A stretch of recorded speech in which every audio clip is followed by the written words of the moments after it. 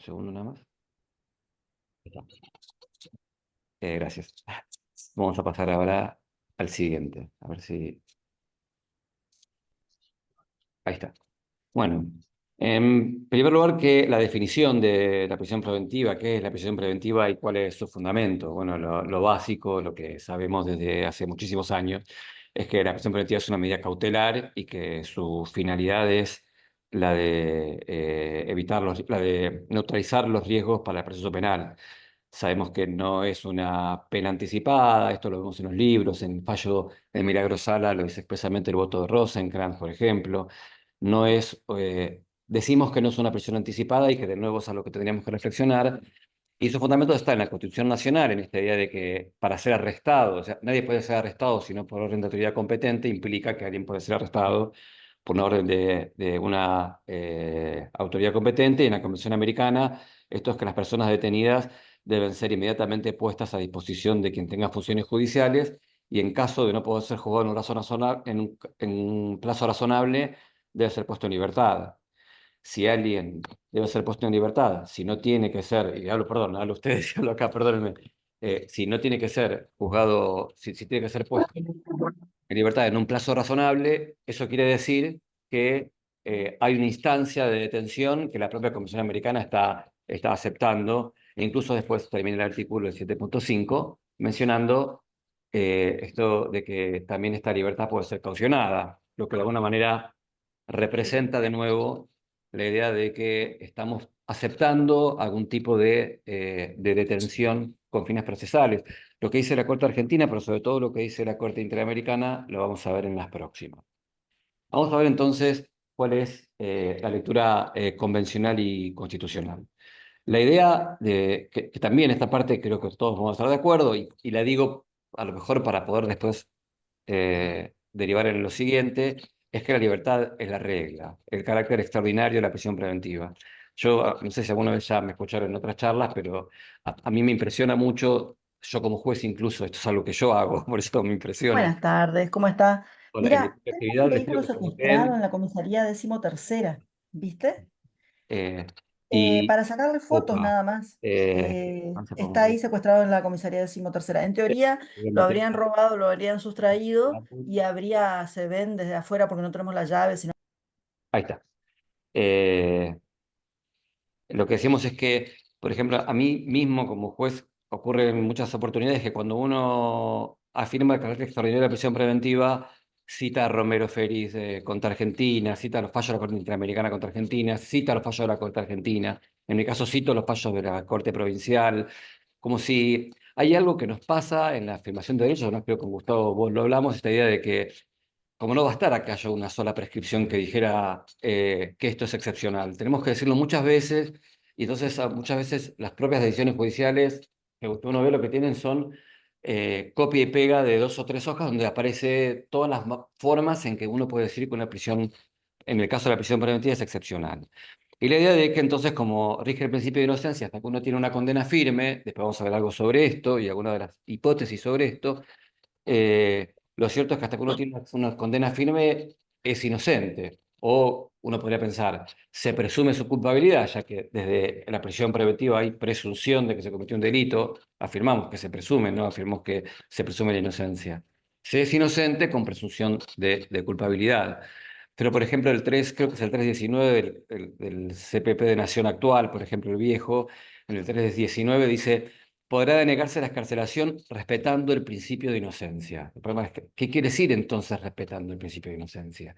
Que tengo que tener ciertos criterios con relación a los riesgos, que tengo que evaluar, por ejemplo, esto no lo agregué en las filminas, pero hay una sentencia de habeas corpus de, creo que 2015, diciembre de 2015, de la provincia de Mendoza, en donde lo que se menciona es esta idea de que los riesgos procesales deben ser valorados en función de la gravedad de los hechos, y es un voto de Palermo, él en un momento dice, a menor prueba, que quiere decir una sospecha suficiente, pero una mayor probabilidad de absolución, necesito más riesgos procesales. O sea, no importa si el hecho es grave, pero yo tengo, con relación a los hechos que se van a probar, un nivel de presunción muy leve, aun cuando la persona siga ligada al proceso con esta presunción, necesito mucho más estándares de riesgo procesal para poder detenerla. Lo que me parece interesante de este voto de Palermo en ese habeas de 2015 es que en algún punto reconoce algo que a veces nos cuesta reconocer a los judiciales o a los que hacemos derecho penal, es que las sospechas tienen grado, que no es que hay inocencia, sospecha y culpabilidad certera, sino que la sospecha en general es una sospecha muy variable, de la persona que está filmada cometiendo el delito a la persona respecto de quien dos testigos dicen cometió un delito y todavía no sabemos qué es lo que va a ocurrir, pero sostenemos un nivel de sospecha suficiente para ligarlo al proceso. Y lo que también sabemos sobre la lectura convencional y constitucional es que la prisión preventiva tiene fines procesales, que quiere decir que se va a tomar cuando cuando se presume que se va a obstruir la investigación o que se va a eludir la acción de la justicia. A ver si puedo cambiar acá. Ahí está. De nuevo, ¿cuáles son entonces, según la lectura convencional, los criterios para poder dictar una prisión preventiva? El primero es que tiene que haber elementos objetivos de sospecha de autoría. Esto en todos los códigos está, donde aparezca la prisión preventiva en el primer inciso, que en todos dicen que se le haya tomado, los viejos dicen que se haya tomado indagatoria o una declaración similar, y que haya elementos suficientes para presumir que existió el hecho o elementos para probar que el hecho sucedió y elementos suficientes para presumir que la persona es la que cometió ese delito. Y después tiene que haber una finalidad legítima. Esto quiere decir, ya yendo al estándar interamericano de restricción de derechos, esto es, solo se puede hacer mediante una finalidad, se restringe el derecho con una finalidad que la ley prevé. El test de convencionalidad es que la prisión preventiva sea idónea, sea necesaria, sea proporcional con relación a aquello que se pretende proteger, que sea motivada. Esto es casi una cuestión básica en cualquier sistema procesal, sobre todo cuando se trata de privación de la libertad. Y por último, algo que muchos procedimientos no tienen, la necesidad impuesta por el sistema interamericano de que la prisión preventiva tenga una revisión periódica. Eh, Vamos a ver entonces un poco más de esa lectura convencional y constitucional. Por un lado, ¿qué es lo que las leyes establecen como formas de... ¿Qué contenido se le da a estos riesgos procesales? ¿Cuándo estoy ante un riesgo procesal? Eh, por un lado, si yo estoy tutelando el proceso, una primera cuestión es si yo tutelo el normal desenvolvimiento del proceso con relación a las cuestiones que tienen que ver con la posibilidad de obstruirlo. Y en cuanto a la escala penal, pareciera que la escala penal, esto es algo que ya todos los que trabajamos en los poderes judiciales sabemos, se convierte casi en la reina de las razones por las que una persona queda detenida. Es altamente improbable en los sistemas procesales, al menos en nuestro país, que una persona que tenga una violación, un abuso sexualmente ultrajante, un homicidio, salvo condiciones que después auguren una posibilidad de circunstancias extraordinarias de atenuación o emoción violenta, que una persona en estas condiciones sea escarcelada o en el modelo del Código Procesal Penal Federal no se le dicte el encarcelamiento preventivo. El problema es con la cuestión proporcional, entonces, ¿cómo medimos el objeto de tutela? ¿Qué es lo que debe ser proporcional con relación a la medida de coerción? Y la pregunta que, en mi criterio, surge a partir de lo que estaba mencionando recién, es si no hay de facto delitos inescarcelables. Todos conocemos, en un momento va a aparecer acá de nuevo, el caso Napoli, ¿no? El caso de Erika Napoli de 1998, si no me equivoco, donde la Corte decía, respecto a aquellos delitos que estaban excluidos de la excarcelación en el sistema nacional, que no se podía que no se podía designar a determinados delitos como delitos inescarcelables. Sin embargo, si de nuevo nos encontramos con que todos, por ejemplo, los delitos de violación en general no son, están en condiciones de prisión preventiva, y uno, al menos esto de nuevo, acá no tengo dato empírico, pero uno pareciera que son el tipo, sobre todo delitos de abuso sexual, que son los que hoy forman parte de los delitos que más intensamente nos impactan, ¿no? Esto quiere decir, no es porque nos dejen de impactar, por ejemplo, los delitos de lesa humanidad, pero gracias a Dios, al menos míticamente, es historia. Y al ser historia, miramos esos delitos como como un pasado al que no queremos volver, pero los delitos de violación hoy tienen, y de violencia de género, pero sobre todo los que importan algún tipo de agresión contra la integridad sexual, en general, hoy nos impactan en general a todos con una mucho mayor sensibilidad, más allá de la pena que tengan prevista. Entonces, no es una crítica, no estoy diciendo a todos que las violaciones deben ser escarceladas, sino que estoy diciendo que hay algo entonces en las maneras que pensamos la prisión preventiva y la escarcelación, que a veces no tiene que ver solo, este es mi planteo, con las cuestiones de riesgos procesales, sino que deberíamos encontrar una dogmática de la coerción que al menos podamos sincerar.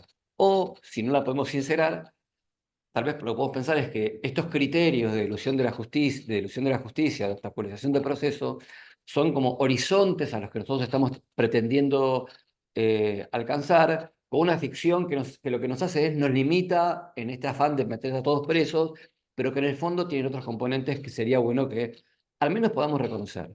Es difícil hablar de esto porque en ningún momento estoy pregonando entonces que no sean estos principios. Estoy poniendo en duda, poniendo en jaque, tal vez estoy dando demasiada importancia, simplemente poniendo de resalto que no es lo que aparentemente aplicamos en general.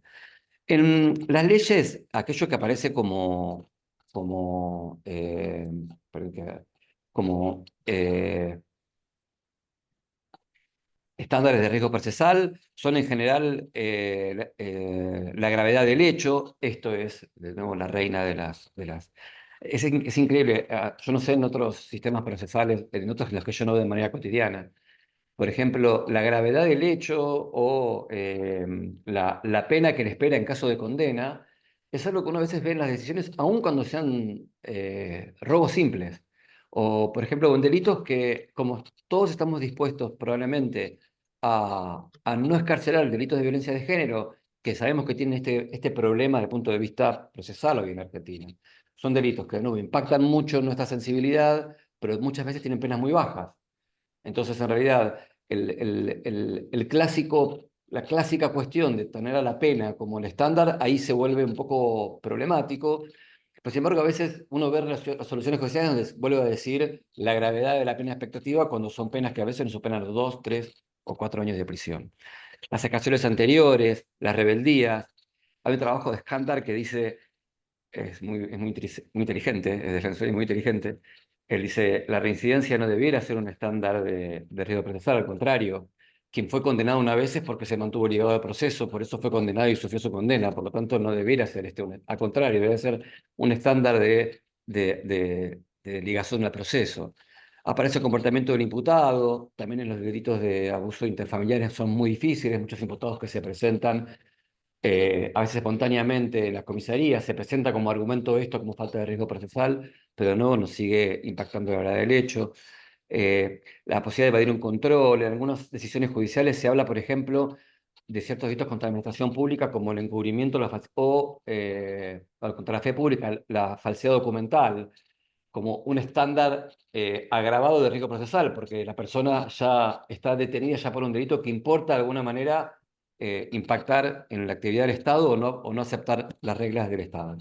Y algo que de nuevo, acá les pido disculpas por la falta de dato empírico, ¿qué efectos tuvo la regulación del Código Procesal Penal Federal? Que lo que hizo fue incorporó esta idea de que la prisión preventiva era la última ratio, como nos gusta decir siempre en derecho penal, el último, el último escalón, pero no parece haber impactado una cantidad de detenidos con prisión preventiva en nuestro país, al menos a nivel federal, y que si hay algún impacto en estas diferencias entre procesados y condenados, tiene más que ver con los sistemas de flagrancia y consensuados que por el no dictado de prisiones preventivas que antes se dictaban.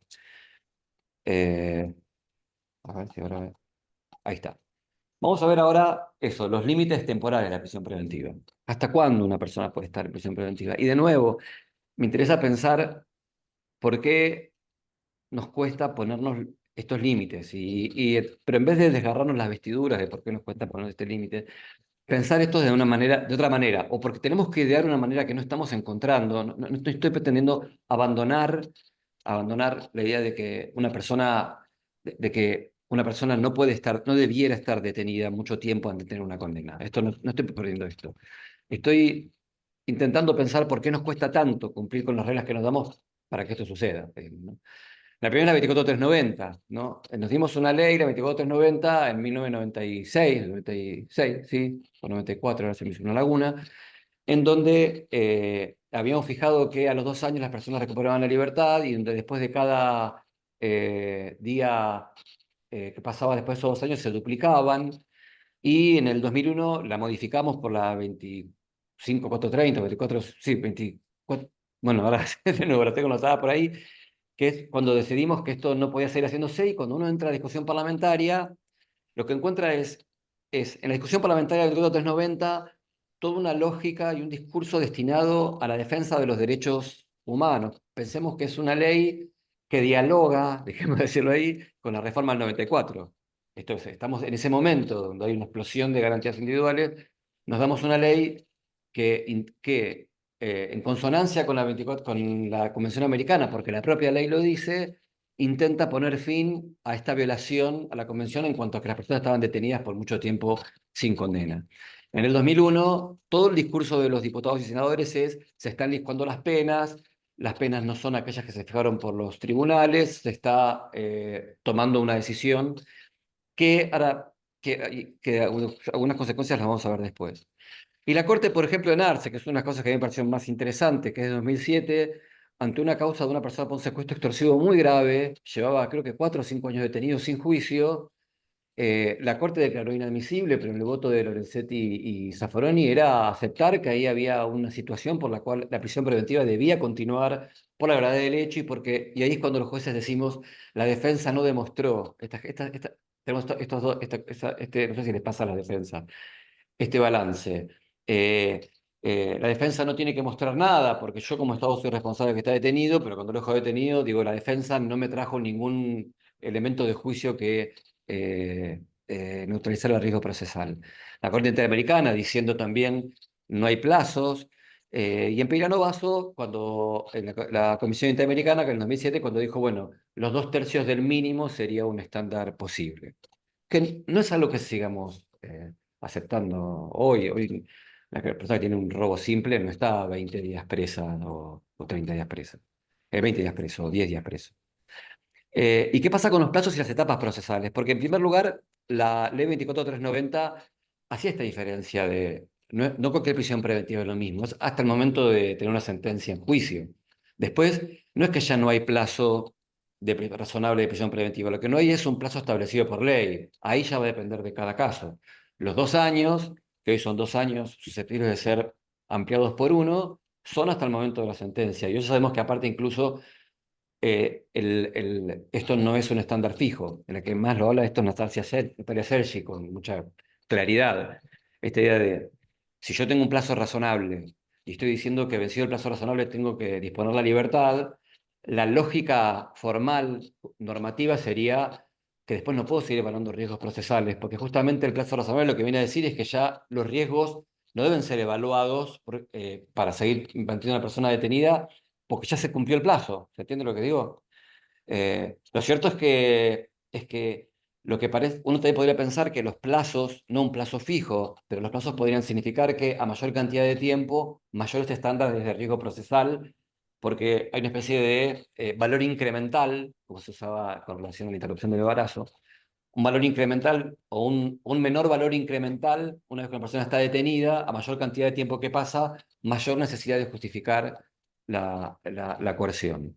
Entonces, en lo que tiene que ver con esto de las etapas procesales, está la idea de si es lo mismo la sentencia de juicio o no. Hay un trabajo de Pérez Barberá, donde él plantea que el momento de la sentencia, que el momento, ¿cómo se dice?, gnosiológico uso otra palabra, el momento epistémico, claro, más fuerte es el momento de la sentencia y que el juicio oral, y este es el que define cuando hay a ver, voy a mutear a alguien que está hablando ahí.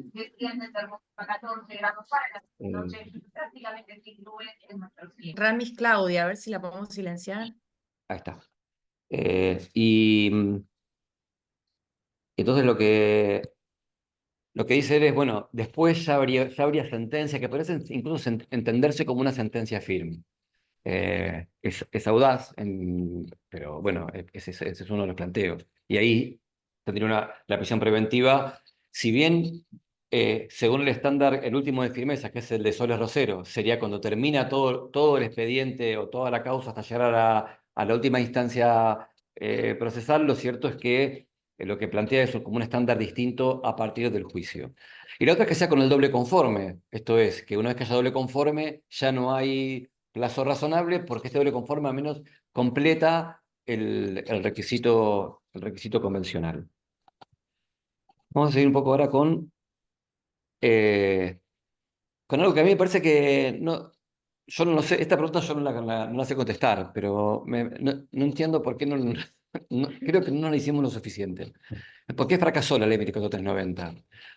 Yo atravesé ese tiempo, yo soy más viejo, digamos, que muchos de los que están acá. Me acuerdo cuando se defendía la ley 24.390 y me acuerdo cuando se despreciaba la ley 24.390.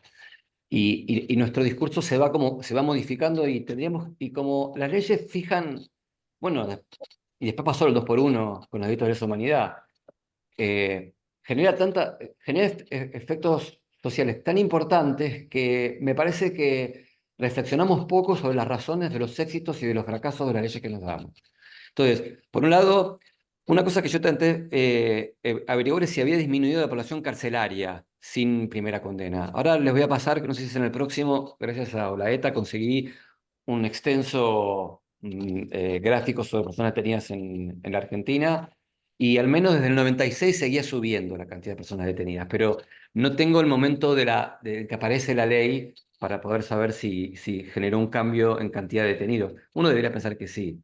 Por otro lado, tenía otro problema, que al fijar esta idea me refiero sobre todo al 2 por uno después de cada día de detención, lo que hacía era, tenía un efecto un poco esquizofrénico o psicópata, son dos cosas distintas, pero voy a tratar de explicar por qué digo las dos, de que el propio afectado por el derecho era el que intentaba que su derecho fuese violado, porque si yo tenía una causa muy grave y tenía mucha prueba en mi contra y ya pasaban 2 años, lo que a mí me convenía era generar mayor litigiosidad porque a partir de ese momento la condena que me dictaran iba a ser la mitad o la mitad del tiempo que quedaba. Entonces el efecto era medio pernicioso, esa sería la mejor palabra. El, el protegido por la ley quería ser desprotegido respecto del sistema con relación a plazo razonable porque esto le podía convenir. Lo que pasaba también era una situación que tiene que ver simplemente con el uso del lenguaje, con que se licuaban las penas. Una pena de 8 duraba, no sé, de las cuentas y 6. Una pena de 10, yo sabía como que hacer cuentas de cuánto se correspondía por este 2 por uno la pena que se había impuesto y de alguna manera, no estoy defendiendo las penas largas, pero había como un discurso que en algún lugar era un discurso ahí sí esquizofrénico, una pena fijada que era equivalente a una pena que efectivamente se sufría en condiciones como procesado, pero en unidades penitenciarias donde uno estaba mezclado con los condenados, ¿no? Entonces, ¿cuál era el efecto que se esperaba? Era que los jueces dictaran sentencias rápido, pero esto no pasaba, no pasaba. Alguna vez pasó que los jueces dictaran sentencias rápido. Por ejemplo, cuando fue la ley de punto final, ahí sí ocurrió un fenómeno extraño en la Argentina. Como la ley fijaba al poco tiempo la posibilidad de prescripción de las causas por delitos de lesa humanidad, muchos jueces, y jueces que habían estado tal vez ya algunos muchos en la época del proceso, no me acuerdo cómo fue el recambio de jueces, pero muchas cosas empezaron a citar a personas imputadas por delitos de lesa y lo que generó es una activación con relación a los delitos de lesa y después se provocó, quien tiene algo de memoria, el levantamiento cara pintada. Pero aquí nos generó que los jueces salieran a cambiar, a apurarse a dictar sentencias condenatorias y en realidad lo que ocurrió fue lo que vimos después. Las mismas sentencias con alguna posibilidad de salir en los 2 años, no es que nadie salió en los 2 años, pero con muchos que continuaban con la duplicación de los tiempos. Profesores multiplicaban los recursos con pseudo argumentos, porque el negocio era que llegara a una instancia que demorara lo más posible, además. Y aparte eso ser un defensor ni siquiera es una cuestión crítica. Pasa ahora, por ejemplo, en algunas instancias, no sé si en todas, con las morigeradoras de prisión preventiva. Como defensor, le conviene al defensor en una causa que ya esté todo cocinado, aún un juicio abreviado, recurrir, porque tal vez después, como pena, no se le va a aplicar una domiciliaria. No sé si te pasa, don Marcelo. Y esto es razonable. El sistema le da esta instancia a una persona que no vaya a una unidad penitenciaria y se quede en su casa.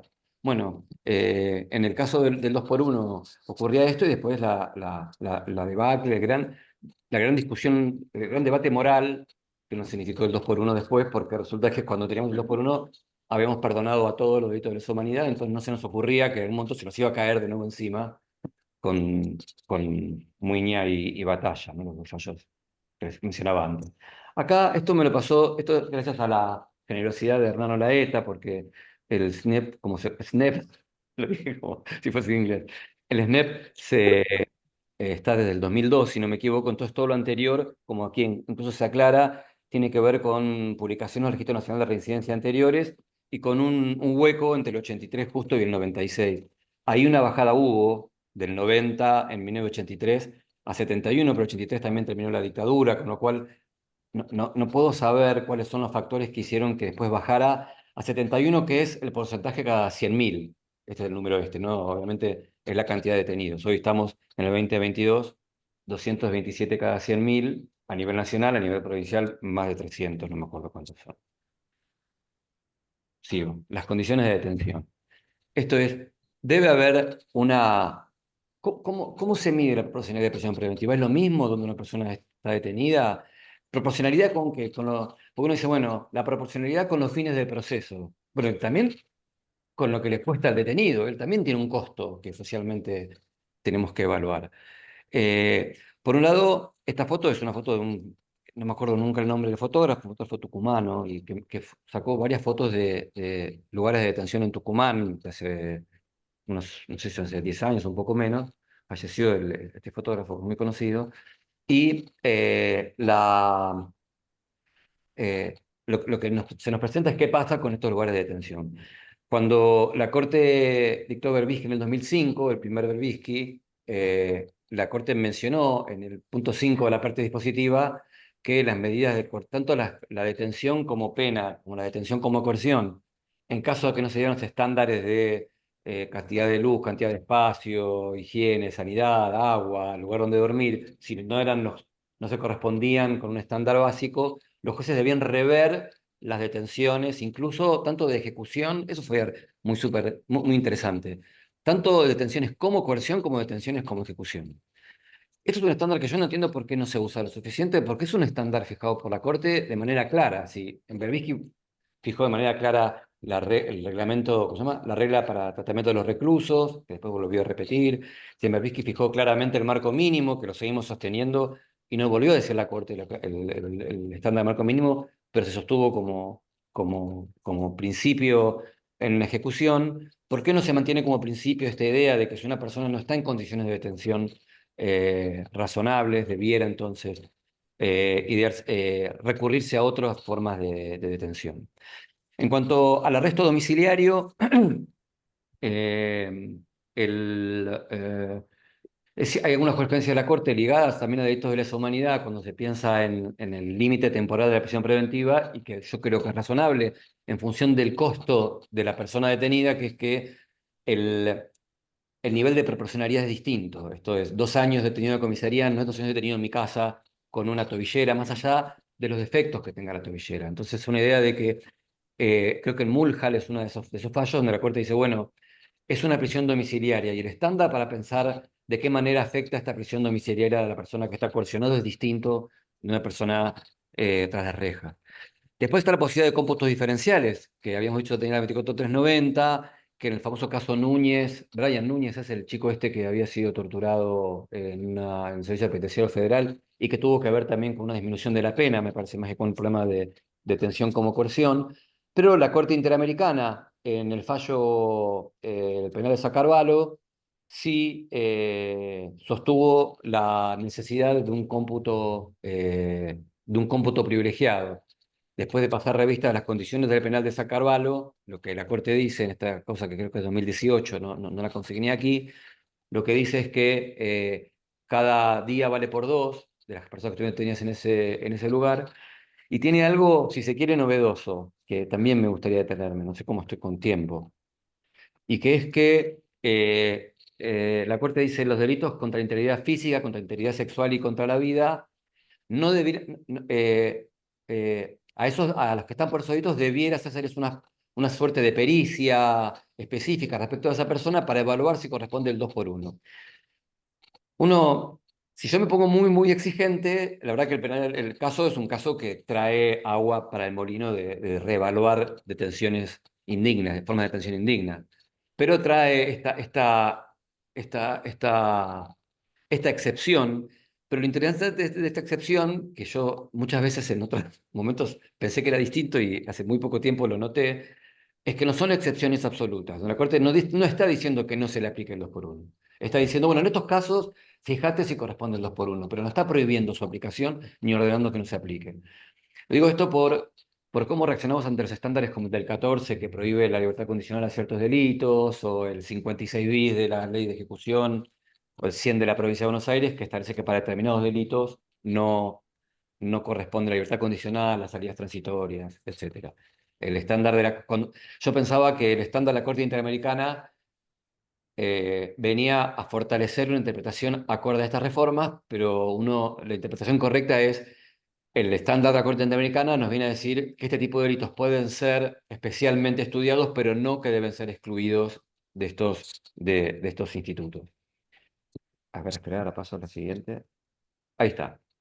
Y esta es la evolución de condenados y procesados a nivel nacional. Según el último SNEP, va a salir uno dentro de poco, sale para octubre, así que este tiene poco más de un año y medio de atraso, pero es la última información oficial, digamos, sobre 117.000 personas, más o menos 117.000, 118.000 personas detenidas. Lo que hay es, en lo que se ve en el esquema, los que tienen el circulito son condenados, los que tienen el cuadrado, perdón, los que tienen el circulito son procesados, que en el 2012 eran más procesados que condenados, y en el 2022 son más los condenados que los procesados. Igual, por lo que creo que surge de los números que están aquí, están excluidos quienes están en comisaría, con lo cual los números estarían mucho más cercanos, porque realmente los que están en comisaría están, en general, no deberían estar, y si están, debían ser todos procesados, pero también hay condenados en comisaría. Eh, y esto es el RUD de ahora. Como la provincia de Buenos Aires es la que, en esta producción de presos, es la primera, es la mayor productora de presos del país, digamos. Esto salió hace muy poco y son las cantidades de personas condenadas y procesadas dentro de la provincia de Buenos Aires. Aquí está el número cada 100.000, son 355 cada 100.000 en 2023, que es lo que está arriba y se ve muy mal. Y tenemos aquí las diferencias se ven en los cuadros, entre condenadas y personas procesadas, con la diferencia entre mujeres y varones. Se ve un más alto grado de mujeres procesadas que condenadas, pero más o menos el promedio es condenado 50,9. Y hace la provincia de Buenos Aires, esto que en principio es razonable, diferencia entre las personas procesadas, quienes tienen una sentencia no firme y quienes no la tienen. ¿Está? Esto lo traigo porque en Estados Unidos pasan cosas parecidas. Hay muchos más presos, ¿no? Sí, es el país con más presos del planeta, pero no es el que tiene el índice más alto. El índice más alto lo tiene El Salvador.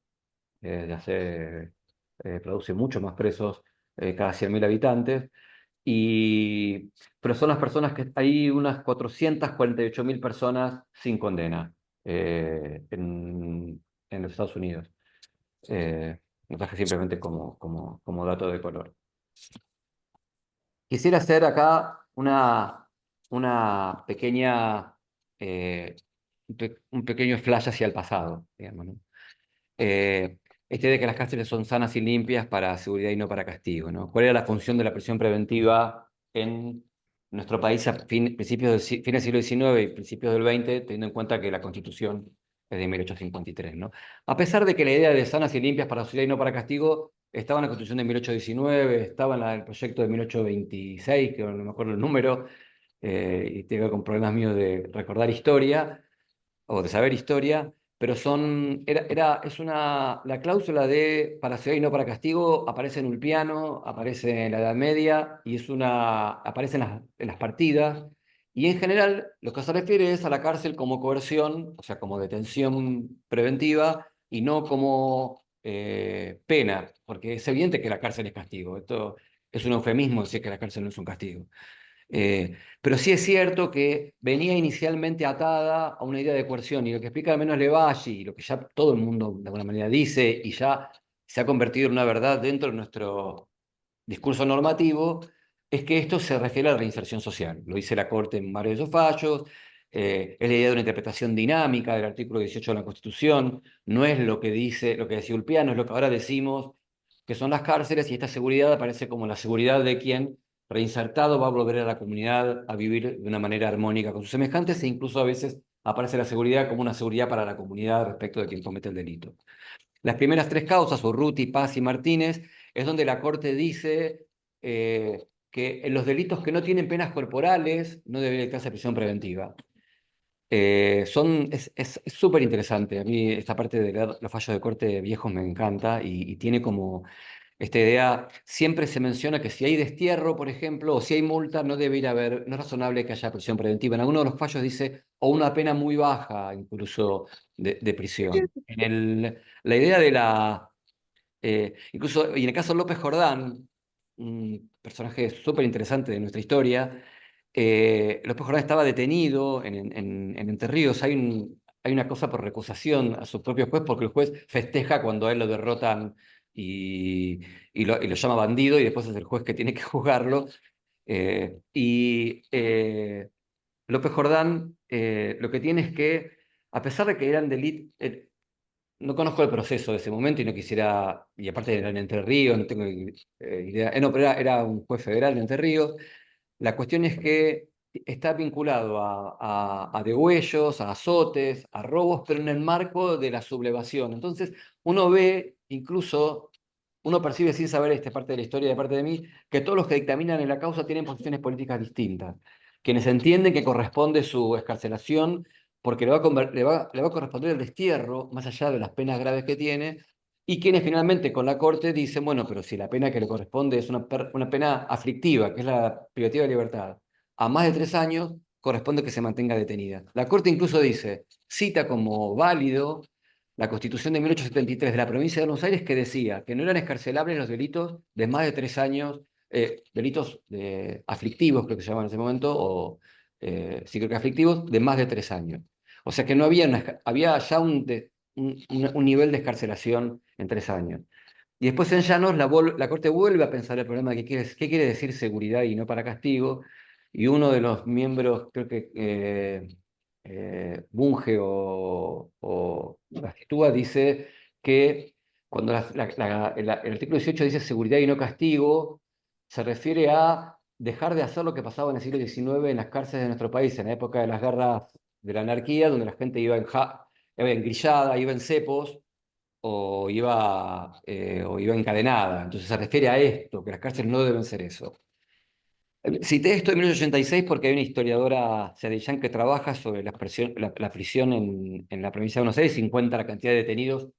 Gente que se... El problema es que en la esto parece que avanzamos, la gente se queda detenida a veces sine die. Esta es una carta que manda un detenido diciendo, yo ya llevo más de la condena que me fijaron, puedo recuperar la libertad. Y cuando uno ve en la historia, en los galeotes, por ejemplo, en la época que era la época de Cervantes, por ejemplo, es muy claro que las penas, en un momento, las personas penadas por delitos graves iban a remar en los barcos. Y a mayor necesidad del Estado de personas remando en los barcos, mayor cantidad de delitos que tenían como consecuencia los galeotes. Y hay incluso en un momento una resolución de Felipe II donde dice, aun cuando no... y los que apelan, que están apelando por los galeotes, aun cuando ya tengan sentencia, aunque esté apelada, tienen que ir igual a remar los galeotes. Los presos del Cabildo, que me refiero al Cabildo en la época colonial, el Cabildo era la prisión preventiva y no era pena, las condiciones en las que estaban. Hay un trabajo de Rebagliati muy interesante, lo publicamos en un UBACIT, pero trabaja mucho los defensores y los detenidos en la época de virreinato, y el propio Martín Fierro, que es llevado como una suerte de castigo a la frontera creo, por 6 meses, y se queda 3 años. No hay noción de que una persona, una vez que está detenida, deje de servir al Estado para los fines que el Estado necesite. Entonces, vamos ahora con las observaciones críticas sobre cómo tratamos la idea de prisión preventiva. La primera Sí, es, ¿cómo probamos la sí. peligrosidad? ¿Cómo suponemos que una persona va a eludir la acción de justicia? ¿Por qué una cantidad de pena en la Argentina hay 50.000 o 60.000 personas con prisión preventiva, si es la mitad de los detenidos. Que los 60.000 se van a ir, los 60.000 están pensando, digamos, si uno los libera, son personas que tienen un lugar a donde ir. En general, cuando son personas, ni siquiera quisiera hacer la diferencia acá entre personas con poder económico o sin poder económico. La idea de la película ¿cómo se llama? Leonardo DiCaprio escapando es una película, pero no es un... Espera que acá también está hablando. No parece ser un horizonte. De hecho, muchas personas detenidas con muchas condenas vuelven a sus casas. A sus casas cometen delito y vuelven a ser detenidas en sus casas. Con lo cual, la idea de que va a eludir la acción de la justicia parece ser una especie de argumento que utilizamos como reaseguro para mantener una prisión preventiva que en verdad no está teniendo riesgo de escaparse. Lo de reincidencia, yo acá quería marcar de qué manera se logró cierto discurso sobre la coerción. Esperen que acá alguien está hablando y, y tendría... Alejandro Macei. A ver si lo podemos silenciar. Sí, ahí lo muteé. Ahí está. Eh, porque lo tengo reducido al mínimo. Y que tiene que ver con la reincidencia históricamente no podía ser tenida como una causa de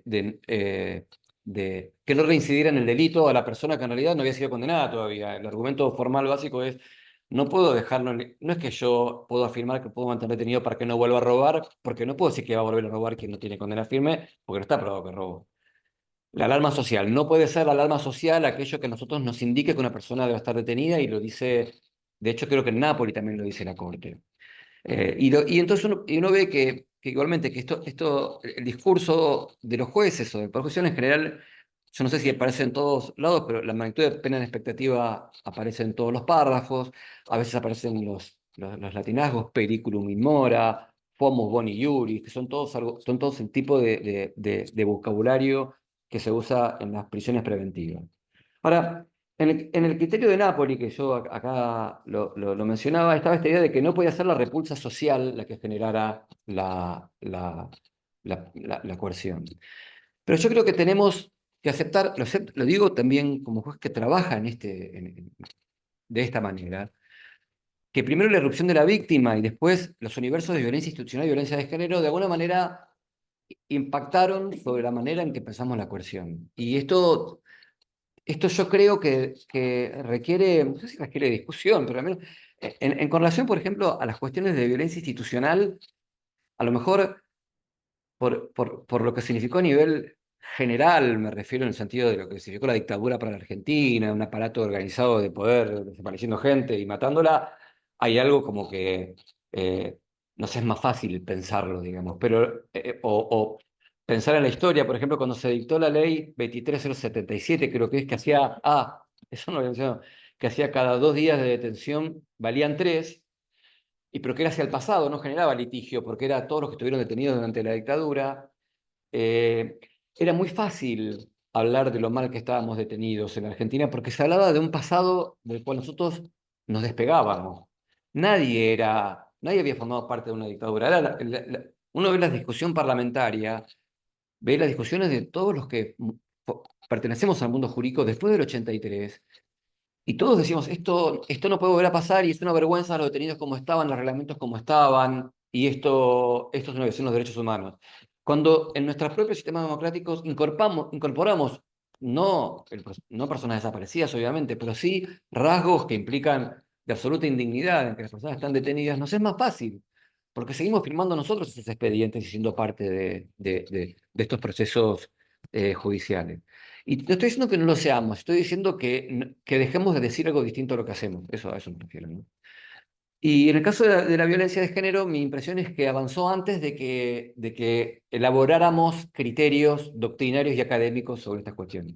Entonces, por ejemplo, hoy a nadie se le ocurre, me parece en general, que si una mujer ha sido violentamente golpeada por la persona con la que vive, digamos, y que la persona debe estar detenida, si bien podemos decir que estamos también protegiendo a la testigo para que no obstruya el proceso fuera de prisión, hay cierta idea en quienes trabajamos dentro del proceso de que no vuelva a pasar lo que pasó, de que el Estado tiene que proteger a esta mujer respecto de lo que todavía no dictamos condena. Y si bien creo que es razonable, claramente esto es un estándar distinto a cuando decíamos, esta persona la voy a detener para que no vuelva a robar, y decimos, no, no lo puedes decir porque esto viola el principio de culpabilidad. Y ahora sí lo estamos diciendo, y es razonable que lo digamos. Una persona que tiene un alto nivel de sospecha de ejercer un maltrato de una manera periódica o en una espiral de violencia creciente. Y creo que, y estoy de acuerdo con que una persona en esas condiciones a lo mejor se disponga un encarcelamiento. Lo que estoy planteando es, ya no son ni riesgos procesales ni elusión de la pena o la posibilidad de fuga. Al otro. También creo que hay algo del modelo acusatorio que tenemos que también aceptar, que es esta idea de que el modelo acusatorio es un modelo de consenso y que los modelos de consenso habíamos estudiado desde que queremos el modelo acusatorio, la idea de que haya igualdad de armas, de la idea de un juez imparcial, en la que yo comparto y que es cierta y que no es lo mismo que el juez que está... me parece que hay algo que dice súper interesante Soso, esta idea de que toda la discusión sobre acusatorio, muchas veces, no digo que siempre, y él tampoco dice que siempre, y no quiero comprometerlo a él, esta idea de que hay un protagonismo mucho más fuerte del modelo teórico que queremos imponer que sobre los estudios empíricos sobre sus consecuencias. Yo creo que nos pasa a todos. ¿Por qué aceptamos el modelo acusatorio? Es independiente de después comprobar que efectivamente el modelo acusatorio generó algún cambio en quién está detenido, quién no está detenido, estándares de justicia y cosas por el estilo. Y cuando el modelo acusatorio empieza a decirle al juez, usted no se meta y son las partes las que deciden y solo decide lo que traen las partes, el consenso de las partes excluye a quien tiene que decidir sobre algunas cuestiones que pueden ser relevantes. Y en estos, la confesión aparece como una llave de quien es procesado y pasa a ser condenado para poder lograr algún beneficio. Es la lógica del interés del mercado. Esto es, ¿qué tengo para ofrecerte yo? Pero eso, mi tiempo. Eso tengo para ofrecerte. Yo te doy, de los 8 años que me vas a decir, yo te aseguro estos 4 y vos no me haces el proceso. Y con flagrancia pasa esto que algunos mencionan, pasamos a ser presos sin condena, pasa a ser presos sin condena a condenados sin juicio. Estoy hablando también, sería muy perverso el sistema si fuesen todos personas inocentes presas por un Estado así demente que sale a detener inocentes. Pero estoy hablando de qué manera podemos hacer alguna medición de calidad sobre lo que resolvemos. También estos procesos tal vez puede ser inútil, pero destruye la dogmática de la pena. Ya lo importante no es el reproche para el caso concreto. En el acuerdo ya no se mide la pena. Si el juez, por ejemplo, cuando uno ve la venta de droga al menudeo, que yo creo claramente que es una manera de persecución que tiene un problema gravísimo, pero fuera de eso, si esto entendiéramos que debe ser penado como la ley dice que se pena, en general todos tienen 4 años. 4 años y 6 meses, porque muchos son acuerdos de juicio abreviado. No importa la cantidad de droga que se tenga, la afectación al bien jurídico salud, que nunca se sabe. Y la prisión preventiva aparece entonces como un incentivo para acordar un juicio abreviado. Eh, bueno, y acá es lo de prisión preventivo, en realidad ya lo dije antes, de cuán diferente es un preso preventivo en el inicio de la causa y cuánto es cuando tiene una condena no firme. Y por terminar. Esto lo saqué de una... la verdad que lo voy a leer porque está mejor, es casi una traducción de lo que dice esta Megan Stevenson sobre la prisión preventiva en el acusatorio. Cuando habla de esto, de la prisión preventiva como moneda de cambio. Dice, la privación de libertad incentiva a aceptar condiciones impuestas para salir de prisión. Dificulta reunir evidencia de descargo. Entorpece el encuentro con la defensa. Desmotiva a discutir los cargos cuando ya se han pagado algunos de los costos del encarcelamiento. O sea, la persona imputada ya tiene el estigma de estar presa, ya perdió el trabajo, ya perdió los ahorros a veces, ya perdió a veces su vivienda o ya perdió el contacto familiar, con lo cual lo que va a hacer es llevar un pacto donde parte de los precios que tenía que pagar ya están pagados. Es cierto que va a seguir pagándolos en el futuro, pero ya los vive como pagados, ya sabe que esto está ocurriendo. El detenido también ha pagado en términos de desestabilización emocional derivada del encierro y ya se ha percibido trasladado y esposado, ya sabe lo que es estar detenido. Ya se ha acostumbrado a veces a la vida de prisión, ya tiene una mirada pesimista sobre la posibilidad de ganar el caso, sobre todo cuando uno no sabe lo que va a pasar, cuando el aparato es desconocido para el que está detenido, solo depende de la voz de quien le habla, como quien, del mismo modo que depende cuando uno va a comprar un auto usado de la persona que se lo venda, digamos, de cuán bien le hable del auto que se va a comprar. Y entonces prefiere un trato que, aunque sea desfavorable, le provee cierta certeza que no la tiene con un juicio que todavía está por venir, y aparte deja de pensar en estrategias de defensa que en definitiva pueden significar para él una demora en la solución de casos porque no sabe cuál va a ser el resultado. De nuevo, con esto no quiero convertir a las personas procesadas en víctimas de un sistema, y a lo mejor tenés procesado al tipo que degolló a la mujer o que entró a casa a robar a una familia gatillando en la cabeza de los chicos. Estoy diciendo que es un sistema. Estoy tratando de pensar, si se quiere, si el sistema funciona así. Y si el sistema funciona así, para malos y para buenos, o a veces siempre para malos, no importa, si este es el sistema, si funciona así, ¿cómo podemos verlo? ¿Cómo podemos entenderlo y cómo podemos sostenerlo mediante un discurso normativo que no sea convincente y no un discurso normativo que nos sirva para ocultar otros fines? Y aquí traje, como ya me excedí en el tiempo y todos saben, muchos casos, una serie de casos donde uno piensa, bueno, no veo riesgo procesal, no veo posibilidad de elusión del proceso, pero igual dicto prisión preventiva. Sea desde el tipo que le pega a la mujer, que le viene pegando hace mucho tiempo, sea el que tiene un robo con un arma blanca con una pena mínima de 5, una tentativa con muchos hechos anteriores y vive siempre en la misma casa, sea el militar que tiene 80 años y que siempre vive en la misma casa y que era jubilado pero tiene delitos de violencia y está mucho tiempo detenido, sea la venta de estupefacientes, que ocurre a veces, ahora que en las provincias tenemos venta de droga a menudeo, la persona que está detenida sale, y cuando sale, después vuelve a estar detenida en la misma casa donde ve la misma droga que vendía, o que al menos así dice el sumario, que vendía antes, o los delitos de abuso sexual. Son delitos donde en general, estos casos son donde generalmente los jueces, o el sistema, para entender los jueces, sabe que de alguna manera la posibilidad de salir es mucho menor, y que, aunque podemos recurrir a las ideas de obstrucción del proceso y de elusión de la pena, en algún punto nos es difícil tener estándares precisos. Por ejemplo, algo que se me quedó por decir es que durante la época zafaroniana de la Corte Federal era muy común que la Corte criticara el criterio de peligrosidad para imponer una pena, y la peligrosidad como agravante. Y el argumento era, no estamos en condiciones de afirmar que una persona es peligrosa. Decía, o es en números colectivos y esto no se puede afirmar de esta persona, y no, o no hay, o incluso en alguno de los fallos creo que se llegó a decir, incluso a menos que haya un estudio pericial específico, que tampoco lo tenemos. Bueno, tampoco lo tenemos para los riesgos procesales, y hablamos de un peligro de fuga o un peligro de entorpecimiento, pero esto es algo que en general ignoramos, que tiene que ver más con criterios normativos que con alguna posible solución empírica. En Berbisky, en Badin, en Gotthelf, la Corte dijo varias veces que el artículo 18 dice, aunque la realidad se empeña muchas veces en desmentirlo, cabe destacar que la cláusula tiene contenido operativo. Y a mí siempre esta frase me pareció súper eh, oximorónica, digamos. O sea, si la realidad lo desmiente, entonces no tiene contenido operativo. Porque el contenido operativo justamente es aquello que hace que la garantía se ponga en funcionamiento y no necesita ser regulada. O sea, si la realidad muchas veces lo desmiente, porque justamente no podemos, de alguna manera, hacerlo operativo. Y de nuevo, en el marco de lo que yo planteo, y con esto estoy cerrando, no es porque estoy planteando entonces que sea el fin de la prisión preventiva. Estoy planteando que a lo mejor sería bueno poder tener marcos de debate y de reflexión sobre qué justifica las prisiones preventivas, que nos dé la posibilidad de pensarlo de una manera más sincera. No.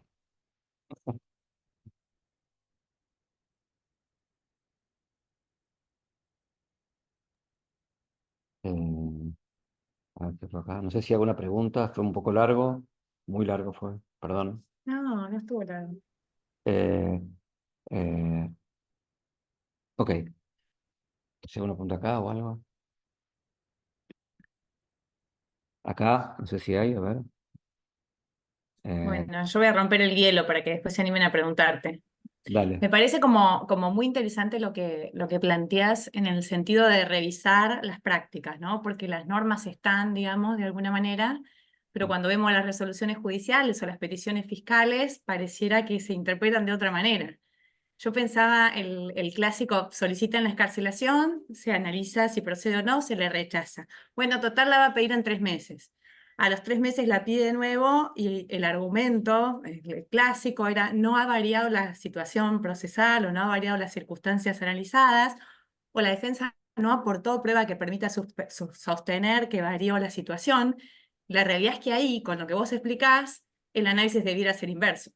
La Fiscalía debiera fundamentar, o sea, si uno controla periódicamente la detención, la Fiscalía debería fundamentar por qué a mayor tiempo ahora tiene mayor argumentación para sostener la prisión preventiva, y en su caso el juez argumentar con mayor rigor por qué 3 meses después todavía sigue siendo una situación que amerite la atención. Y Claro. después me puse a pensar también con respecto, a ver qué pensás vos, bueno, supongo que lo que pensás, pero como para debatir, vos también hacías alusión a la diferencia en las etapas procesales, ¿no?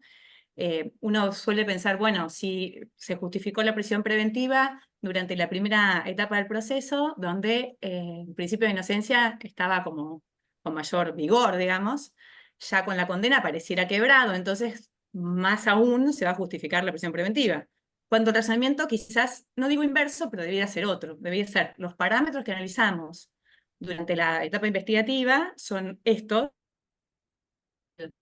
peligro de entorpecimiento del proceso, pero ya con la condena tenés que fundamentar diferente, porque ya peligro de entorpecimiento del proceso no hay, ¿no? Y acá viene también la cuestión de las víctimas de género, que es otro punto re interesante que mencionaste vos. ¿Cuál es el parámetro? Porque no sé si es peligro de fuga, entorpecimiento del proceso.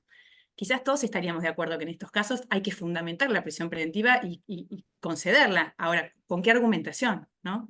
Digamos, entonces es un poco como... Sí, por ejemplo, en Loyo Freire, la Corte dice esto, bueno, el procurador, o la procuradora, no me acuerdo si en ese momento estaba Gil Carbó, la Corte dice esto de que la primera sentencia es un estándar de riesgo superior por mayor posibilidad de cumplimiento de la pena, digamos. Pero, bueno, de nuevo, es un argumento solo normativo, no es un argumento, es un argumento de autoridad, estoy diciendo lo que dice la Corte. Es cierto que también pareciera razonable, digamos. En general, en las fundamentaciones que tienen que ver con la violencia de género, los abusos, hay una muy fuerte mención a la ley, siempre soy medio disléxico, 26.485, no sé, la ley contra la violencia de la mujer, la Comisión de Belém do Pará, de que el Estado tiene la obligación de prever, de salvaguardar, de neutralizar los riesgos que una persona, de que una mujer pueda sufrir en función de ser víctima de violencia de género. Y esto también es usado en las resoluciones judiciales como fundamento, que estoy de acuerdo, pero entonces estoy de acuerdo y estoy de acuerdo que estamos diciendo, mirá, yo lo que estoy haciendo, me parece que lo que yo creo que estamos diciendo es, mirá, el nivel de sospecha es tan alto, con que él no esté condenado, yo no lo puedo dejar en la casa. Porque yo estoy diciendo que estas personas dicen, y estoy viendo las fotos donde esta mujer está golpeada, pero no puedo hacer como que esto no existe. Pero al mismo tiempo, si esto tiene algún valor y si esto es así, lo que yo propongo desde como básico es, bueno, tenemos que encontrar una manera otra vez ya estamos encontrando, solo que no la expresamos, digamos, porque si la expresamos en la sentencia, decimos, bueno, Belém do Pará, por ejemplo, el Estado tiene necesidad de prevenir, sancionar, castigar, entonces como tengo la visión de esto, voy a proteger el proceso. Y es cierto, yo también argumento, y esto también es cierto, de que si la persona está en libertad, en esos casos de violencia doméstica, es probable que pueda incidir sobre, digamos. Pero mi impresión cuando uno ve estos casos de Opus contra Turquía, del Tribunal Europeo de Derechos Humanos, lo que los tribunales dicen es, no te estás haciendo cargo de que esta mujer está en riesgo y vos, Estado, no la protegés. Esto es lo que estamos haciendo. Entonces me parece que la decisión, ahí si bien puede también, no digo que enmascararse, contener parte de esto del riesgo procesal de obstrucción, también es cierto que cuando cita a Belén do Pará y cuando cita la ley contra la violencia contra las mujeres, lo que está diciendo es yo tengo la obligación de protegerla. Y esto lo voy a hacer mediante esta forma de coerción, que es una medida cautelar. Eh, pero bueno, en esos casos son como más claros. Después están los casos contrario a los casos de abuso, de nuevo, yo quisiera ser claro, a todos nos impactan, yo me incluyo en lo que impacta asomarse a casos de abuso que antes ni siquiera... Ahora es la segunda causa en el SNEP, la segunda causa de personas presas en Argentina, creo que en el 2002, no sé si figuraba.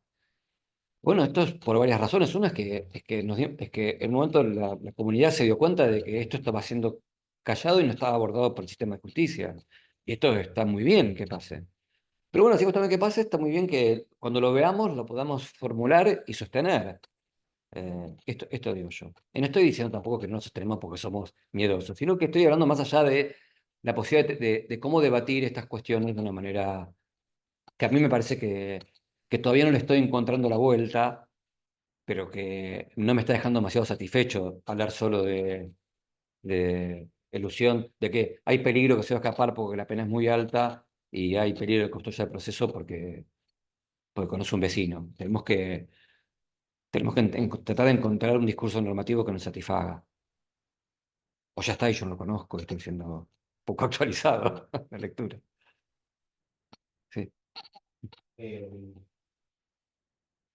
Bueno, de los gráficos que vos mostraste, parece coincidir un poco cuando se equipara con la implementación de los sistemas acusatorios, la posibilidad de consensuar y de los procedimientos de flagrancia, ¿no?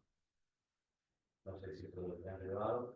Y después, si esto a Evi lo trata también como esta expansión del derecho penal a través de la implementación del sistema de control electrónico, si no, si eso vos tenés relevado, cómo impacta en el dictado, ¿no?, de mayor cantidad de acciones preventivas. Y mi intuición, parte del trabajo de lo que hago, es que quizás los estándares para evaluar los riesgos, como se sabe que la prisión preventiva va a poder ser cumplida en un domicilio, se relaja. Claro, sí. No sé si se escuchó, pero la idea es si ocurre que con las morigeraciones en el domicilio se relajan los estándares de prisión preventiva porque sabemos que igual va a estar en el domicilio. Y al principio sobre consenso, sí, sobre los abreviados, la flagrancia y los consensos. Cuando en el 2019, en la época de Macri, se dictó la primera de esta última época de emergencia penitenciaria nacional a nivel federal, en los fundamentos estaba que tanto la ley, la que reformó el artículo 14, la 27.375, como los procedimientos de flagrancia, lo decía el propio ministerio, iban a traer más cantidad de detenidos. Y entonces por eso la emergencia se dictaba sabiendo que la escala iba a ser mayor a partir de ahora, a partir de formas procedimentales que permitían procesos más rápidos, digamos, y penas más rápidas. Al menos yo no tengo el número, pero sí sé que esto incluso era pensado porque les instrumentaban las reformas procesales.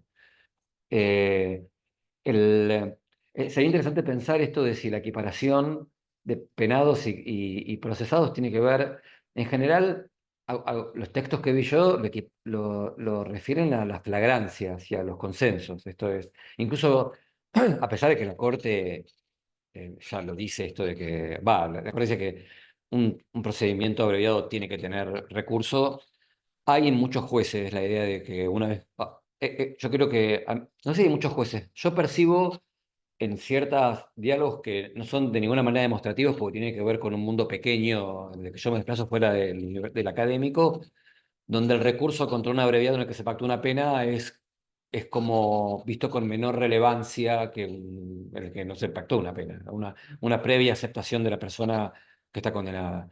Incluso tú en discusiones de jueces donde uno dice, no, no debiera haber apelación, recurso cuando hay un abreviado. Eh, pero, y con esto quiero decir parece que sí que el abreviado lo que hace es allana el camino para que todo lo que tiene que ver con la dificultad del proceso terminen que las personas terminen condenadas con una pena corta. No sé cómo funciona desde la defensa, si se puede apreciar si mucha recurribilidad de los juicios abreviados generan en el Ministerio Público Fiscal una reticencia a abreviados o una otra forma de negociación. Esto yo no lo sé. Y sí creo esto, pero de nuevo tampoco tengo comprobaciones, que es altamente probable que una vez que uno sabe que la prisión va a ser en el domicilio, a pesar de que hay unos estudios que muestran que las prisiones domiciliarias a veces son infernales, pero son otra cosa claramente que una celda en donde no puedo dormir. Yo creo, tiendo a pensar, pero es tan criticable esto como los criterios de peligrosidad, intuitivamente, que puede generar esta relajación eh, el Estado dice, no le estoy haciendo pasar lo peor por esto. No es tan desproporcionado lo que va a sufrir para llegar a una condena. Pero de nuevo, esto es una reflexión de lo que veo y de lo que no tengo datos. Y al mismo tiempo, ya para pedir la aplicación de esta medida restrictiva es porque no tarda poco controlar con una prisión domiciliaria, ¿no? Claro. Y aparte esto de que no es costo para el Estado, solo digamos, no paga, no gasta en habitación, en alimentación, en delitos. Esta idea que hay sobre el net widening, si en realidad estas medidas expanden el sistema de control porque estas personas no habrían estado detenidas, o si desagota un poco la detención. A mí me gustó mucho una charla que dio hace mucho, un criminólogo norteamericano que vino a una de las jornadas del CEP. Él daba el ejemplo de una película norteamericana de Kevin Costner sobre béisbol, y él decía, vamos acá a ver un campo de béisbol. Dice, sí, pero acá la gente no va. Cuando el campo de béisbol esté, lo vas a llenar. Y decía, con las cárceles pasa lo mismo. Si vos no necesitas una cárcel, pero pones una cárcel, la vas a llenar. La gente va a ir igual. No sé por qué no ocurre en otras latitudes muy escasas, digamos, porque lo que yo planteaba sobre los galeotes y sobre el Cabildo y sobre Martín Fierro es porque es cierto que no es una novedad, es cierto y que tampoco nos pasa solo a nosotros. Esto es como bastante claro. No es un fenómeno argentino producto de nuestra maldad incita. Es una manera de pensar los procesos. Digamos, también es cierto que si, por ejemplo, si los procesos se vuelven más dificultosos, con mayores posibilidades recursivas, con mayores posibilidades de litigiosidad, las penas se vuelven más lejanas como pena firme. Esto también es cierto. No estoy diciendo entonces que haya menos recursos, pero tengo que evaluar que a mayor cantidad de recursos, mayor litigio, y que a mayor litigio, menos probabilidad de tener un condenado más cerca en el tiempo. Entonces, que sea persona con un delito muy grave, más posibilidad de que esté presa sin condena. Entonces, es como toda una especie de cuestiones que no tienen nada que ver para mí con formular principios en el aire.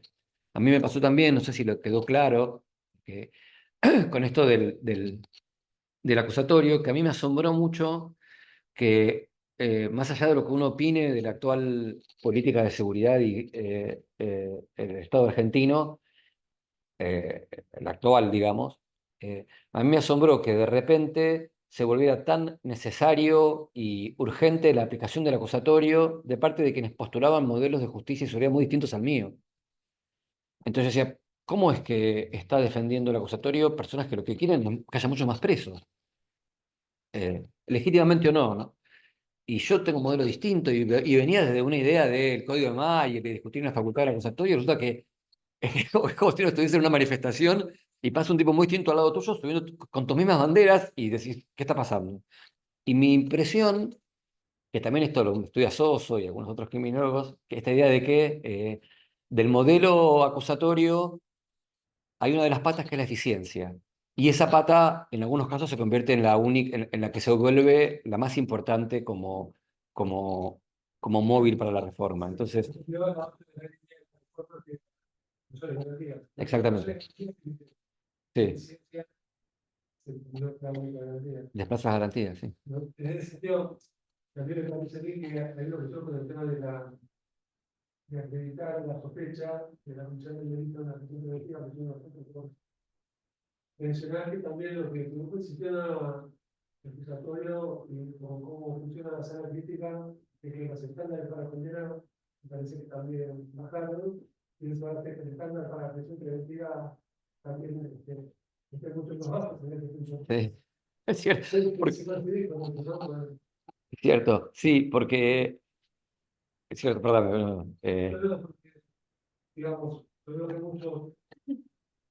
muchos casos donde por ahí la prueba del juicio es un solo testigo, no está regla de un único testigo, contra una versión del diputado, a veces acompañada por algún otro testigo, y eso se soluciona con criterios de credibilidad que los otros son puramente subjetivos, ¿no? Que creo a este, no que creo a este, yo intento buscar ahí algún documento, y bueno, eso es lo que queda, que se termine controlando muchas veces con un solo. El primero que está controvertido por la versión del diputado, es un estándar, me parece, de condena para condena muy bajo. Y bueno, y eso hace que también baje consecuentemente el estándar para dictar una prisión preventiva. Entonces, me parece que el sistema lo que crea para la persona que está imputada, esto que dice los yankees, ir a juicios, es ir a crear los dados. Incluso, porque uno debe pensar siempre los sistemas pensando, como decir, no es que fuera el sistema funciona encarcelando a todos inocentes. Pero uno debe pensar que el sistema debe servir justamente cuando hay alguien que es inocente para la inocencia justa. Y en ese caso, o no debemos hablar de inocente o de inocente, sino de casos donde de la defensa hay elementos para discutir seriamente la acusación. Esa debería ser una situación donde no se debería desalientar que esa persona a un juicio, sino todo lo contrario. El sistema debería intentar que ese caso siga juicio. Yo creo que funciona un poco al revés, digamos, ¿no? Porque esa persona es la que va a estar más, digamos, por decirlo de algún modo, el que sí es culpable y demás, el sistema la saca más barata, porque en definitiva se ofrece una solución que no va a bajar por ahí una condena que tendría que juicio. Ahora, el que tendría es ejercer ese derecho de llegar a juicio porque el caso lo merece, que es el que se ve más perjudicado porque debe renunciar a él, pero la consecuencia de eso es porque quizás que condenen igual, y encima de que condenen igual, pero van a condenar al doble o al triple en el juicio abreviado. Que bueno, yo creo que eso es lo que está generando una distorsión enorme en el sistema, igual que estaba un poco leyendo bien, como está pasando en Estados Unidos, que hasta hay un movimiento que es salvemos el juicio, porque el juicio oral está prácticamente desaparecido. Entonces creo que hay también efectos en el sistema de juicio que atentan también, o de alguna manera, distorsionan también el uso de la prisión preventiva. ¿No? Porque yo uso la prisión preventiva, total, después, por un acuerdo voy a lograr una condena y no voy a tener que, en un juicio, probar o llegar a una situación donde si se declara la inocencia, mostrar que hubo una falla, digamos, ¿no? En la imposición de esa prisión preventiva. Entonces, bueno, me parece que todo como que se retroalimenta, digamos. Sí. Sí, yo no quiero ser contrarreforma, por eso soy la contrarreforma, porque para nada, digamos, no estoy viendo, pero a mí me parece hay un par de cosas que son muy opinables, muy opinables. Yo tengo la impresión también que a veces nos estudiamos, bueno, todos estudian así, pero que a veces estudiamos, por ejemplo, historia del derecho, pero historia no hecho por historiadores, sino por abogados. Y esto es una historia a veces un poco caprichosa, digamos, sin el conocimiento, sin el rigor que tiene un historiador, digamos, ¿no? Y entonces me parece, y al hacerlo, como siempre tenemos este contenido valorativo, por ejemplo, con esto de la prueba tasada. Yo me acuerdo que yo decía, no estoy pretendiendo volver a la prueba tasada, pero esto que decís vos, bueno, te da un piso, bajo esto no me van a condenar. ¿Qué está la chica? Y la idea era que, esperen que, Yo te tengo a llevar a Martín. a ver, Te dejo. Otra vez eh, Alejandro Macei. a ver, Alejandro Macei, ¿se puede? Ahí está. Lo que Yo, pasa es que, bueno, yo no me toqué. es que, ¿y dónde estoy? Bueno, no me encuentro para poder. ¿Cómo?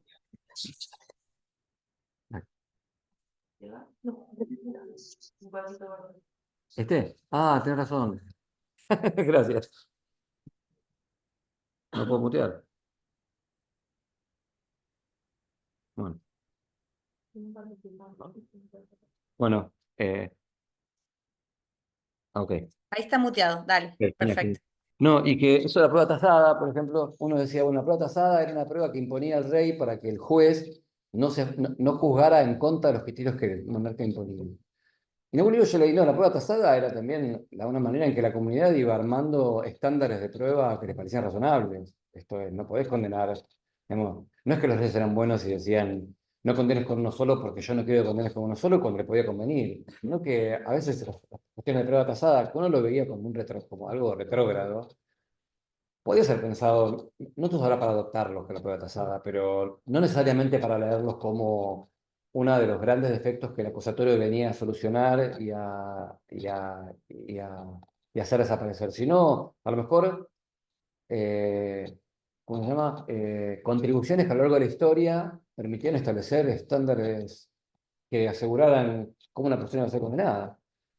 Pero bueno, yo cuando los leía, cuando veo esta historia de los abogados es como, viste, yo me incluyo, ¿no? Bueno, a mí me impresionó cuando en unos textos de historia griega y de Muniano Buis, por ejemplo, de aquí de la facultad, aparecen esto de que los acusadores privados en Aristófanes son todos ladri, son todos tipos a los que buscan buscar plata y que buscan denunciar para poder ganar plata.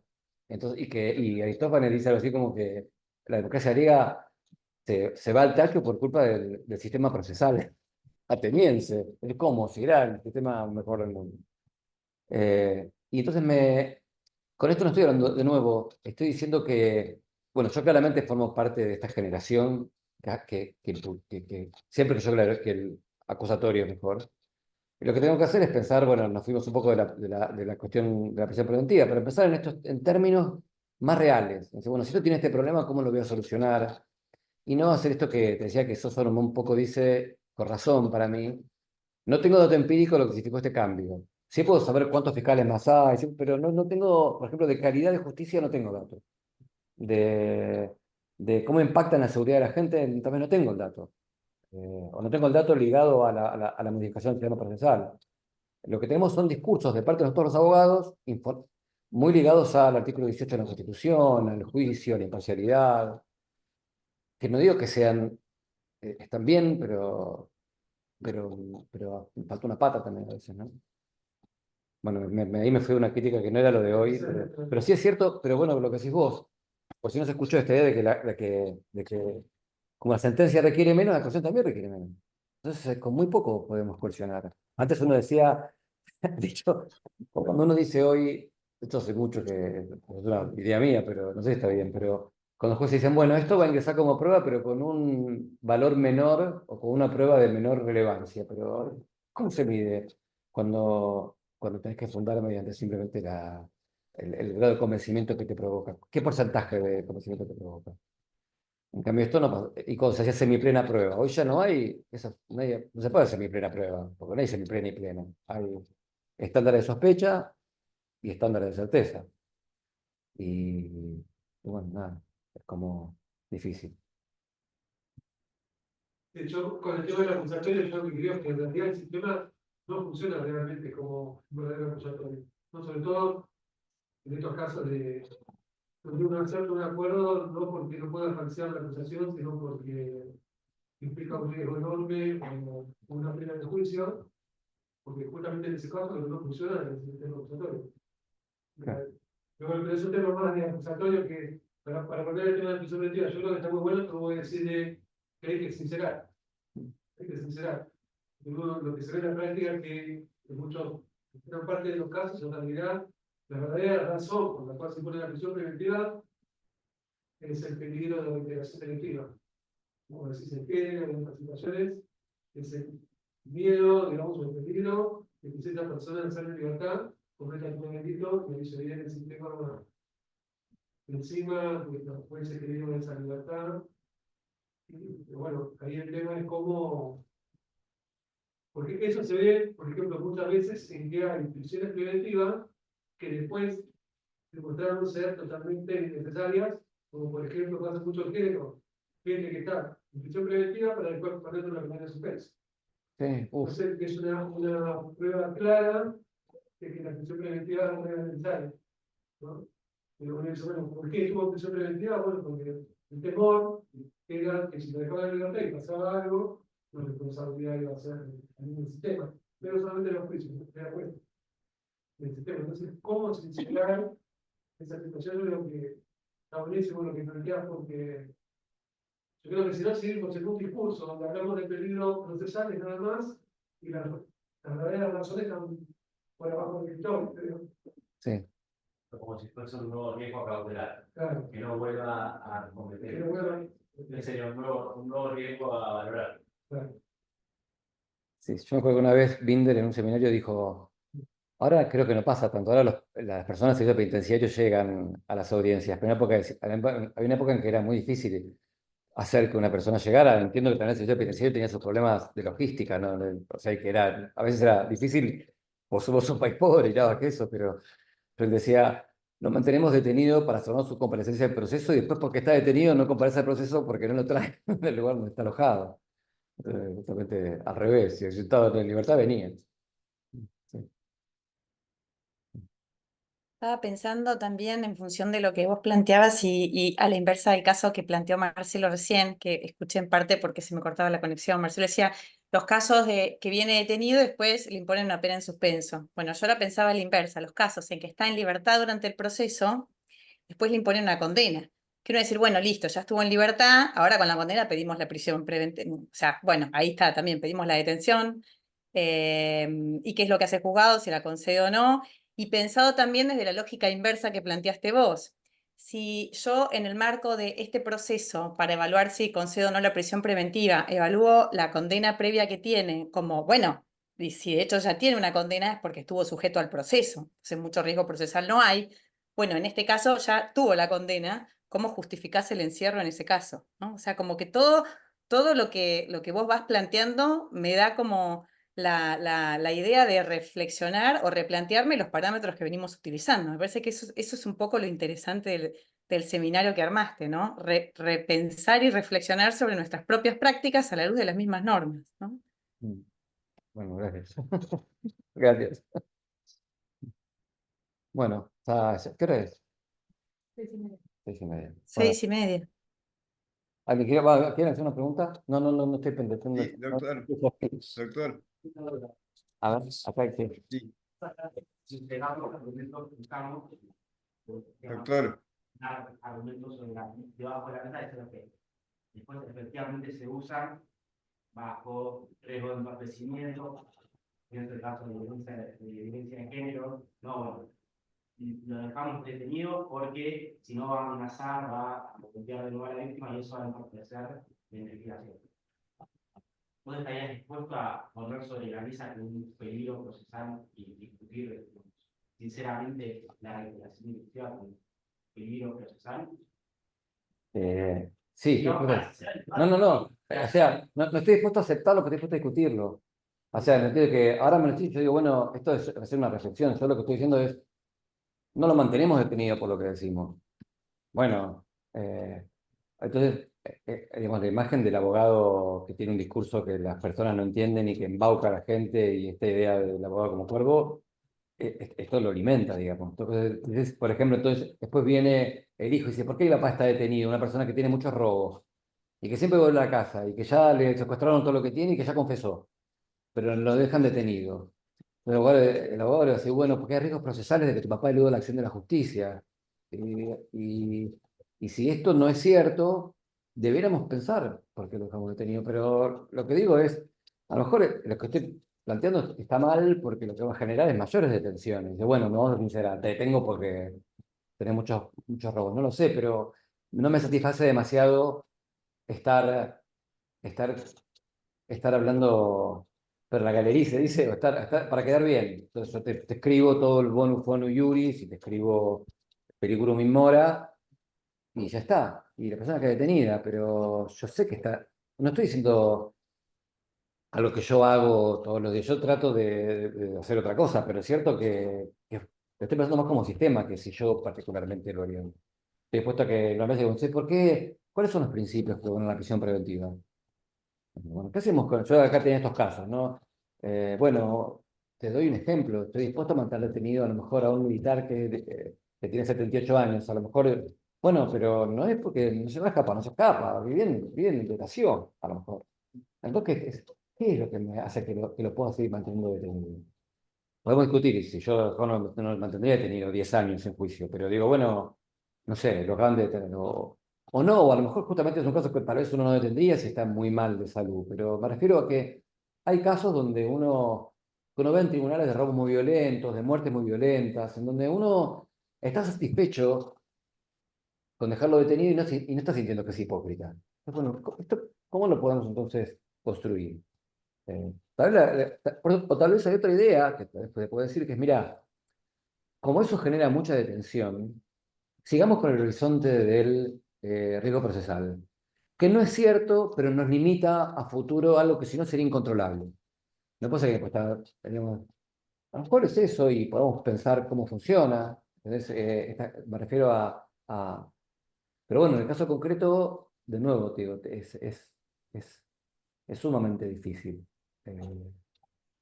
Esto me parece. Pero... Sí, de todas maneras, en el Código Procesal Penal de la Ciudad, se modificó el texto y se incorporó la reiterancia como riesgo. ¿Es cierto? Ujú. El problema es que se analiza el pasado para establecer consecuencias del futuro. Ahí en general los riesgos se evalúan de esa manera. Pero la reiterancia y es una manera quizás de poner sobre la mesa la posibilidad de que vuelva a cometer.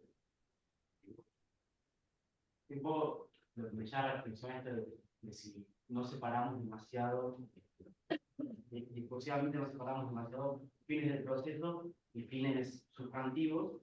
En definitiva, no habría que evaluarlos conjuntamente, porque en definitiva, el caso del militar pareciera que estamos hablando de una teoría de pena retributiva. El caso de violencia de género, bueno, prevención especial negativa, inutilizarlo porque es peligroso. Y así, quizás, una forma de pensar más racionalmente, decir, bueno, no son dos carriles que no se tocan, sino que confluyen en la persona del imputado, entonces hay que pensar, no, digamos, unirlo nos llevaría a decir, bueno, cuál es el fin del proceso, cuál es el fin de la pena, por lo tanto, cuál es el fin del proceso, y ahí tener una discusión más sincera. Si la pena es para esto, bueno, casos. Bueno, Libertad. es lo que dice Palermo en ese habeas corpus colectivo. La idea de decir, bueno, ante un hecho grave, a mayores probabilidades de condena, menos necesidad de probar estándar de riesgo. Siempre, él dice, siempre poder probar un estándar de riesgo. Dice, bueno, vamos a hacer pobre el caso concreto. Pero es a mayor probabilidad de condena, esto es, una especie de tener, esto suena acá a ironía, pero lo digo en serio, un sospechómetro, digamos. Entonces, a una sospecha muy alta de un delito muy grave, no necesito mucho estándar de riesgo. Y a un delito muy grave con una sospecha muy baja, necesito mucho estándar de riesgo, porque el tipo no va a salir absuelto. Entonces, la idea es, mi necesidad, a lo mejor esto sí es una posibilidad, mi necesidad de proteger al proceso, conocer a una persona que tiene una posibilidad más alta de ser inocente, tengo menos necesidad de proteger este proceso. Y más cuando la persona tiene un alto grado de sospecha de que va a terminar siendo condenado. Y de alguna manera hay un traslado del derecho sustantivo, una necesidad de castigar a quien cometió un delito grave. Pero a lo mejor eso es uno de los buenos canales para poder pensarlo. Digamos, no abandonar estos criterios, sino empezar a, hacerlos, a enriquecerlos pudiendo desarrollarlos, ¿no? Por eso el planteo mío no era tanto, lo que decir es, con sincerarme, digo, bueno, abandonemos esto. Estoy diciendo, no, hay algo que es más una inquietud que una cosa que propongo. Doctor, Leo, si si me habilitas permite. una pregunta más, estaba Daniel Cortiana pidiendo para Dale, consultar. dale, lo tengo que, ¿puedes desmutearte, Daniel? A ver, ahí está, ahí sí me Sí, escuchan. se te escucha bien. Bueno, doctor, yo, yo estoy en Chajarí, provincia de Entre Ríos. Sí. Y bueno, en el tema, usted dio con mucha claridad, expuso todo el tema de la prisión preventiva, los requisitos, todos los elementos, hizo un gran aporte, ¿no? Y comparto todo lo que usted dice. El problema que yo advierto acá son los criterios de aplicación, los criterios de equidad y de igualdad, ¿no? En la provincia de Entre Ríos hay un caso que es el del exgobernador de la provincia de Entre Ríos, que está con condena de sentencia doble conforme, tiene agotada la casación y se agotó toda la vía provincial y le queda la apertura al recurso extraordinario federal. Eh, Ahí se pidió el dictado de la prisión preventiva y durante todo el procedimiento transitó sin la prisión preventiva, se le dio la prisión domiciliaria. Cosa que comparto, no es que esté en desacuerdo, ¿no? Porque si no hay sentencia firme, hasta que no haya sentencia firme no hay condena, entonces se sigue presumiendo el estado de inocencia. Eh, pero si hay alguien poderoso y alguien con peligro de fuga y de entorpecimiento de la justicia, es una persona de esas características, con todo el poder que ha tenido y que aún tiene. El problema es a veces en los otros justiciables, que apenas con una sentencia se les dicta la prisión preventiva, sin que haya a veces sentencia de doble conforme. y estando abiertas las vías recursivas ya están con la prisión preventiva, o a veces en las comunidades más chicas, de acuerdo al estrépito social que produce el hecho, se les dicta la prisión preventiva, sin valorar los elementos que hacen a la procedencia, ¿no?, del instituto. Eso es lo que yo advierto, ¿no? Que a veces en el marco teórico me parece bastante claro, los conceptos, todo, ¿no? Lo que por ahí fallamos es en la aplicación, ¿no? Falla esa parte, en mi humilde opinión. Sí, no, yo creo que tenés razón. Hay un problema que tiene que ver esto con la posición de poder que tiene quien está imputado. No conozco lo de Entre Ríos. Y a mí, yo no estoy en desacuerdo en que se le dicte la prisión domiciliaria, habiendo otras variantes a la prisión preventiva, que es la última, digamos, es una garantía, ¿no?, procesal de última ratio. Digamos, no está mal que se le dicte otras medidas alternativas. La prisión preventiva deberíamos dejarlo para último, pero con todos los justiciables. Si uno podría pensar que a veces quienes están en el poder, el riesgo procesal es que usan el proceso para no... Digamos, el mismo proceso se convierte en un instrumento de no ser detenido, digamos, por las posibilidades que tiene de intervenir en todas las diferentes etapas y de dilatar o de... No estoy diciendo, Claro. digamos, no es que lo diga o no lo diga anterior, pero porque no conozco el caso, pero uno reconoce que a veces no hay riesgo, digamos, es el proceso, el campo en el que se libra quien tiene poder la batalla de no ser, de mantenerse siempre lejos del poder punitivo, lejos de la posibilidad de una privación de libertad, usando el mismo proceso como escudo, digamos. Estoy pensando en que cualquiera que vive aquí sabe que de cualquier color, de cualquier partido, de cualquier Sí, sí, momento, más allá de, no se trata de una cuestión ideológica, de ideología política, sino de hechos concretos, ¿no? Es decir, cuando hay personas a veces poderosas, no se les dicta la prisión preventiva, y a otros, por cualquier razón, sin evaluar tanto los elementos, por el estrépito que produce, o porque no tiene los elementos tal vez para tener buenas defensas, entonces se les dicta la prisión preventiva, ¿no? sí, sí, Haciendo un poco un abuso de ese instituto, frente a otras variantes que hoy ofrece el sistema procesal acusatorio. cierto. Gracias, Daniel. Está perfecto. Sí. Bueno, gracias, doctor. Muchas gracias. Un argumento fue la doctrina incluso. ¿Fue qué? La doctrina incluso. Ah. Y ese era el mismo argumento para asegurar que estaba fundamental la prisión preventiva en una condición especial. A ver, ¿por qué? ¿Qué sentido? Era el poder residual que tenía un funcionario público luego de haber dejado hacer su función, la justificación de que por eso tenía que estar preso. Claro.